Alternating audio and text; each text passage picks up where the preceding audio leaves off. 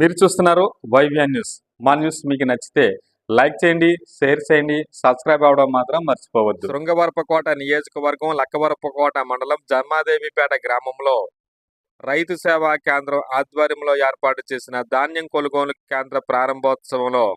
ముఖ్య అతిథిగా పాల్గొని ప్రారంభించిన స్థానిక శృంగవరపుకోట నియోజకవర్గ శాసనసభ్యురాలు కోళ్ల లలిత కుమారి. ఈ సందర్భంగా ఎమ్మెల్యే కోళ్ల లలిత కుమారి మాట్లాడుతూ, ఆంధ్రప్రదేశ్ ముఖ్యమంత్రి చంద్రబాబు నాయుడు గారి ఆదేశాల మేరకు వరిధాన్యం కొనుగోలు కేంద్రాలను ప్రారంభించామని తెలిపారు. గత వైసీపీ ప్రభుత్వం హయాంలో నెలల తరబడి డబ్బులు ఇచ్చేవారు కాదని, ఇప్పుడు చంద్రబాబు నాయుడు గారి ప్రభుత్వంలో ధాన్యం అమ్మిన 48 గంటల్లో డబ్బులు వారి ఖాతాల్లో జమ అవుతున్నాయని తెలిపారు. ఈ కార్యక్రమంలో జనసేన నియోజకవర్గ ఇన్ఛార్జ్ బొప్పిన సత్యనారాయణ, మండల పార్టీ అధ్యక్షులు చొక్కాకుల మల్లునాయుడు, మాజీ జడ్పీటీసీ కారెడ్ల ఈశ్వరరావు,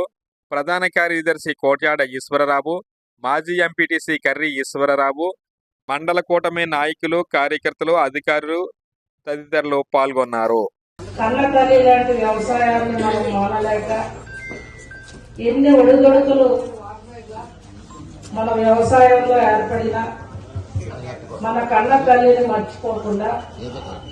వ్యవసాయమే ప్రధానంగా మన ఉత్తరాంధ్ర జిల్లాల్లో, ముఖ్యంగా మన విజయనగరంలో వ్యవసాయ ఉపాధిలో మన కుటుంబాలన్నీ కూడా ముందుకెళ్తూ, మరి ఈనాటి కూటమి ప్రభుత్వంలో మనం రైతుల ఈనాటి ఈ వ్యవసాయ పరిస్థితుల్లో మొట్టమొదట రైతులకి రైతు ద్వారా ధాన్యం కొనుగోలు ప్రభుత్వమే బాధ్యత పడి చెయ్యాలని ఒక దృఢ నిశ్చయంతో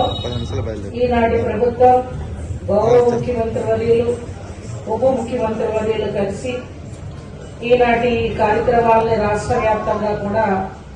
ఎక్కడికక్కడ నియోజకవర్గాల్లో కొనుగోలు కేంద్రాలు అనేవి రైతుల కోసం సకాలంలో పండిన పంట ప్రభుత్వం కొనుగోలు చేసి ఈనాటి లోటు బడ్జెటే అయినా 10 రోజుల ముందు జరిగిన శాసనసభ సమావేశాల్లో ప్రత్యేకమైన బడ్జెట్ ని మన రైతుల కోసం వ్యవసాయ శాఖ మార్చులు కేటాయింపులు చేసి ఈనాడు ఈ కొనుగోలు కేంద్రాలు అనేవి ప్రారంభిస్తూ 48 గంటల్లోనే రైతుల అకౌంట్కే నేరుగా గతం కంటే కూడా 117 రూపాయలు పెంచి ఈనాటి ఈ కూటమి ప్రభుత్వం రైతులని, వ్యవసాయ రైతులను ఆదుకోవడంలో మరి ఈనాడు ముందుంటూ